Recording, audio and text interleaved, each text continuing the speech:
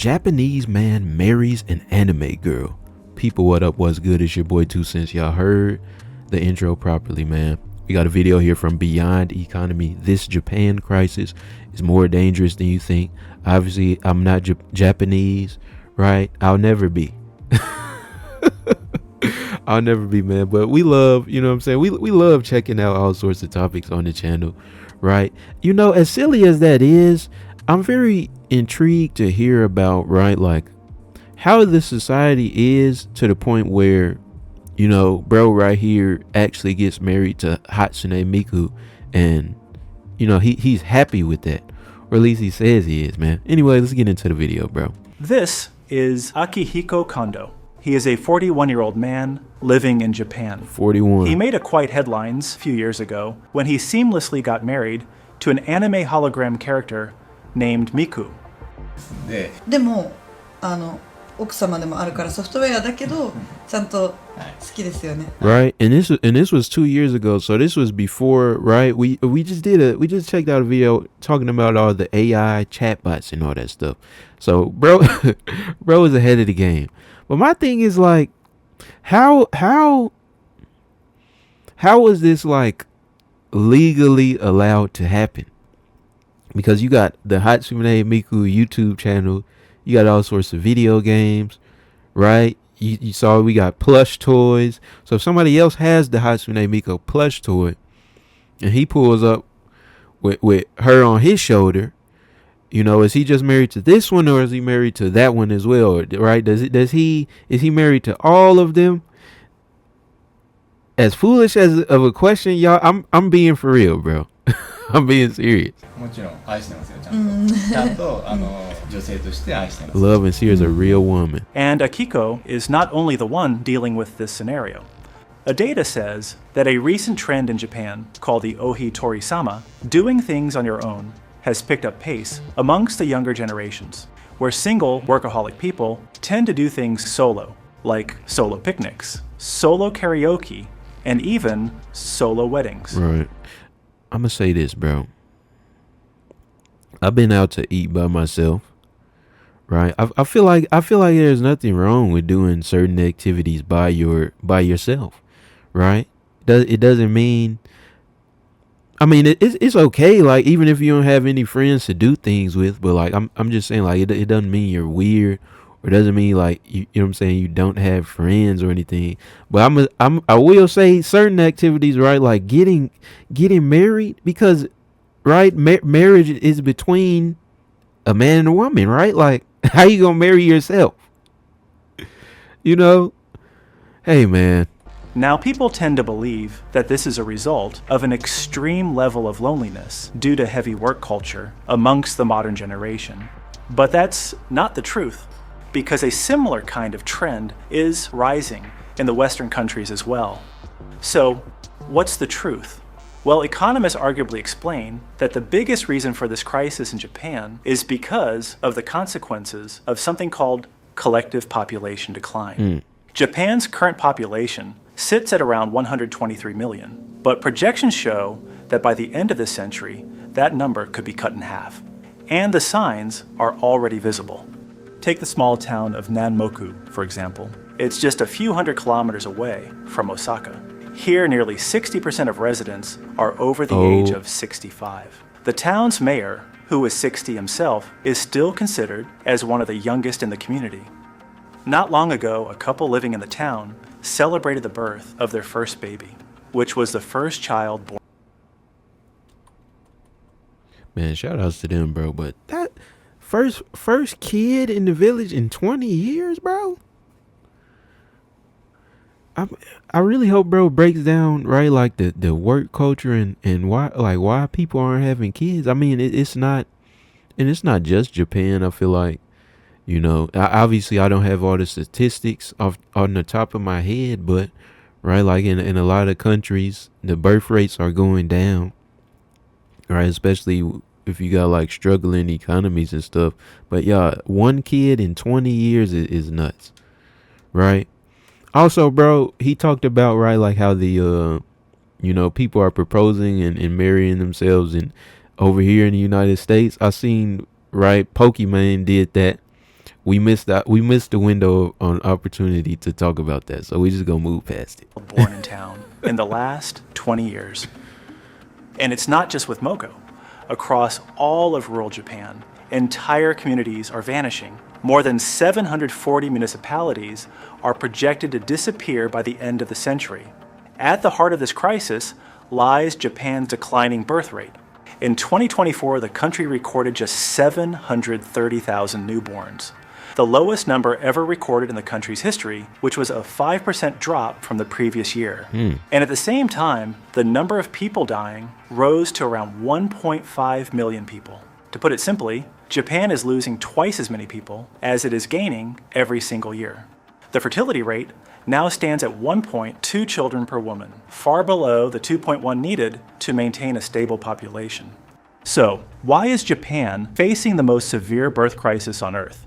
Let's guess. Harsh work culture. There has to be somewhat of a gender war, right? Economic issues. Reasons run deep, shaped by cultural traditions and economic systems that have failed to keep pace with modern life. For centuries, the practice of omiai, a matchmaking system introduced during the samurai era, helped families and entire kingdoms arrange marriages. The system ensured stability and encouraged mating at the right time, which meant marriage and childbirth were rarely in doubt. But after the economic bubble burst in the 1990s, often referred to as Japan's lost decades, that system faded away. Marriage rates declined, and so did the birth rates. Today, Japanese women are more educated, more financially independent, and less willing to comply to traditional roles. Yet, I don't need no man. However you say that in Japanese. the society still expects them to carry the weight of child while navigating a punishing work culture. The result is a generational clash, a society caught between modern aspirations and outdated expectations. And hence, many couples simply choose not to have children at all. And this trend isn't unique just to Japan. A 2021 survey found that over 60% of Gen Z and young millennials in the US prefer raising plants and pets over children. I'm not. Y'all know how I feel. Maybe you don't, right? Because maybe you haven't watched every video. You should go back and binge all the rest of the videos. But y'all, I've never been anything on pets, bro. I've never been a fan of pets, man. Right? Like it's. I don't see the appeal, bro. Like you can't talk to the dog or the cat, right? They just leave fur all over this stuff. You know what I'm saying? They stink. They're making all sorts of weird noises walking throughout the house throughout the night, right? When it comes down to it, they can't really, right? If you need, hey bro, hey son, can you go drive to the store? Can you go pick your brother up from school? Can you go do this? You can't ask the dog that, right? You can't get any advice from a dog. Hey man, if y'all got pets, like pets, try to help me understand the appeal in the comment section, y'all, because I don't see it, bro. But plants though, everybody loves a good plant, right? Individual level, it's a personal choice. But when millions of people make the same choice, the impact compounds. This leads to what demographers call the demographic cliff. It is a tipping point, where births fall so sharply that entire generations vanish almost overnight. By 2039, the US alone is projected to have 15% fewer high school graduates. And fewer young people mean fewer future doctors, engineers, and innovators. And Japan provides a glimpse of what that future could look like. In this country, people are already pushing themselves to the edge. Overwork is so common that there's even a word for it, karoshi, meaning death from overwork. One heartbreaking case was that of Satoshi Osakigawa. Fresh out of college in 2009, he joined a prestigious manufacturing company. Within a year, he was dead. Investigators concluded that extreme working hours drove him to take his own life. For him, going home at 9 p.m. was considered early. Most nights, he stayed until midnight. Satoshi's story is just one of many. Financial pressures add another layer to the problem. Young Japanese workers typically earn between $17,000 and $20,000 a year. Wages have barely grown in decades, while the cost of living keeps climbing. By 2021, the cost of raising 2 children consumed nearly half of a typical couple's annual income. For comparison, in the U.S., And then, I mean, you got that, right? Right? Here, we're going to pause it on there. You got that. So half of your money is going, right, on raising. I'm going to assume this is just for one child, right? But forget the money. If you're at work all day, like when are you raising your kids? I don't, right? Obviously, you know what I'm saying. We're on the outside looking in. I don't know about the maternity leave and all that. I'm assuming it's probably looked down upon, because as unfortunate as it is, bro, I feel like whenever you hear about Japan, it's always one thing that's always brought up is how the work culture over there is just not good. It's just not conducive to being alive, right? So yeah, man. I mean, you can see it, bro. Like you're at work all day, every day.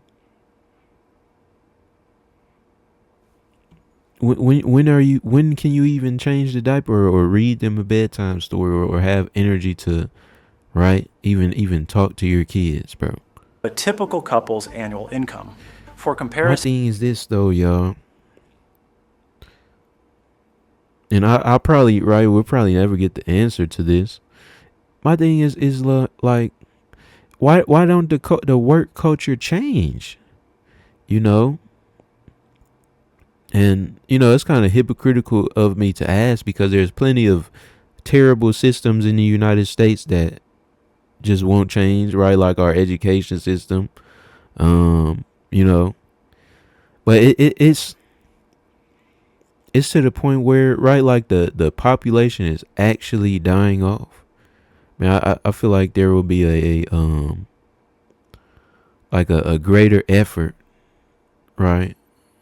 Like on an international level that everybody would be aware of, to hear, like, you know what I'm saying, like how they're trying to do things different. But maybe they aren't, and right, like we just haven't heard about it. in the U.S., childcare eats up around 30% of the income. With these realities, family life feels less like a blessing and more like a burden. And due to this, younger generations are adapting by redefining what it means to live well.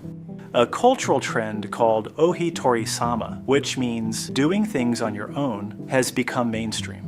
In Japan, more than 1/3 of households now consist of a single person. And due to this change in lifestyle, added with pressurized work culture and loneliness, people like Akihiko prefer this life. Some young adults even hold solo weddings. Brides go through the full ritual, dress, ceremony, and photos without a partner. It's not preparation for marriage, it's a celebration of independence. Technology is also filling the gap left by human relationships. When Elon Musk launched his AI chatbot Grok in Japan, one of the features being a virtual girlfriend instantly went viral. Users could talk to her, build a relationship, and even unlock adult mode. Within days of the launch, the app skyrocketed to #1 in the Japanese App Store, with millions of downloads in just 2 days. But while these trends may redefine relationships, they also accelerate Japan's population decline. By mid-2024, government data showed only 350,000 babies were born in the first half of the year, a new record low. Meanwhile, people over 65 are projected to make up 40% of the population by 2070. This scale of the shift is best seen in Japan's population pyramid. In 2020, the structure already showed a narrow base of young people. By 2050, the pyramid is expected to flip upside down, with the elderly vastly outnumbering the young. The consequences of this will be drastic. With fewer children, many schools and childcare centers will shut down. Empty classrooms will become a haunting symbol of the future. And it's already happening in few small towns in Japan, where schools remain completely empty.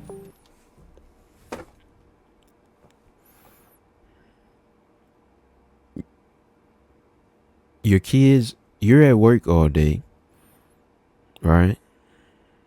Your kids can't even go to, like, your kids, there's no teachers, because ain't no kids. And the few kids that there are, right, They not going to school because the school isn't being run properly. So it's, what it's just not good, man. It's just not good, right? And like I said, man, I understand, right? Doing certain things, um, by yourself, like it's cool, it's fine, but like, um, you definitely I feel like you can definitely condemn, or disagree with, right, like certain types of lifestyles, especially like even if it's not hurting anybody, it's just like a destructive things to promote, like marrying an anime girl, bro, and like dressing up your online, you know what I'm saying, girlfriend, right? Like it's just not, it's not good, bro. It's really silly, like, and it's not going to help you as an individual either. But hey, man. And believe it or not, the government knows this. The Japanese government has tried to intervene in this process and stop this crisis from growing. Financial incentives, tax cuts, and even state-sponsored matchmaking services have been rolled out to solve this. But yet, the birth rates continue to fall. And due to this, reluctantly, Japan has recently also begun to open its doors to immigration. In 2022, over 144,000 immigrants were admitted, a 150% jump from the previous year. Many were labor migrants, brought in to fill gaps in elder care and construction. But still, immigration alone cannot reverse the demographic trend. At best, it will slow the decline, but to stop it, it's just not enough. And I heard, he talked about 2022, right? Like I said, yo, I'm not entirely tapped in. They have, like, I don't know if it's like a prime minister. It was some lady in charge, right? That was very anti-immigration this year, or something like that.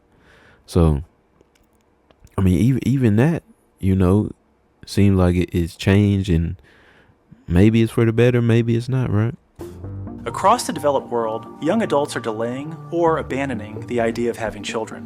Whether in Tokyo, Toronto, Seoul, or San Francisco, the refrain is the same: children are too expensive. When millions make that decision, societies drifts toward the same demographic cliff we discussed a few minutes ago. The economic effects of such cliffs are already visible.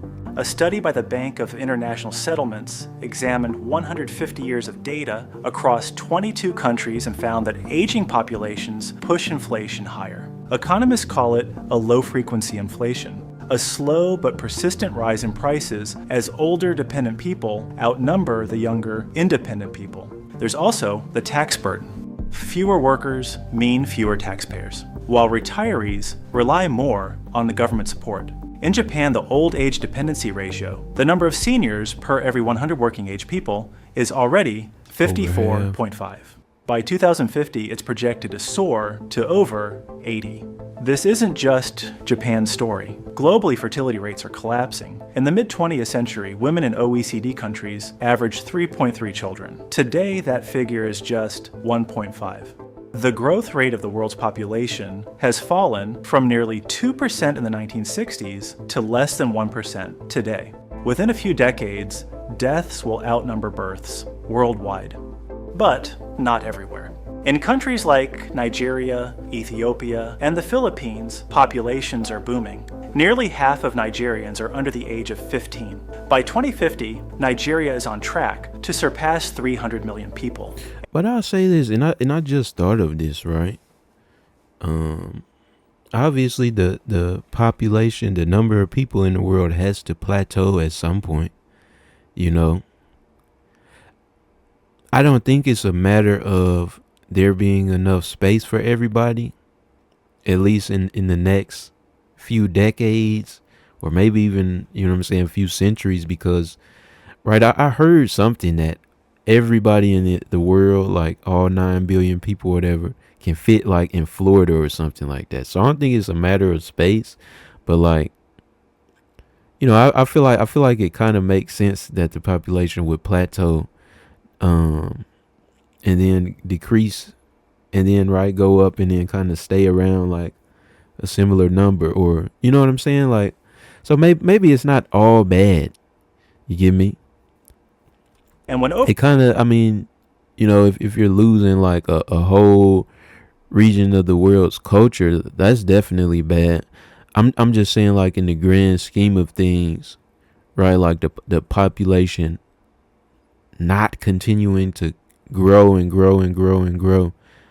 Maybe it's not, as sad as we think it might be. overpopulation strikes, the obvious answer seems to be immigration. Moving young workers from high population countries to the aging counties. And this could, in theory, balance the scales. But in practice, immigration sparks a lot of political and cultural tensions. And while it can ease short-term labor shortages, it doesn't solve the underlying issue of falling birth rates. But still, there are signs of hope. In South Korea, a country with the world's lowest fertility rate, the number of births inched up in 2024, the first increase in nearly a decade. It's a tiny change, but perhaps an early sign that policy measures can work. History also teaches us humility. In the 1960s, fears of overpopulation dominated public debate. Books like The Population Bomb predicted global famine and collapse. But as we know, none of it became true. Perhaps today's dire forecasts will also prove to be exaggerated. For now, Japan remains the front line of the demographic crisis. The question is whether the country can adapt through policy, cultural change, or immigration, or whether it will continue to go down its current path. And beyond Japan, the bigger question remains, is this the new normal for the modern world? Or is humanity once again about to prove the experts wrong? Hey man, it actually, like I said, it actually could be, but interesting video right here from Beyond Economy, man. Hope y'all enjoy. Let me know your thoughts in the comments, especially about the pets, bro. As always, it's your boy 2Cents. Say it with me, TCZ.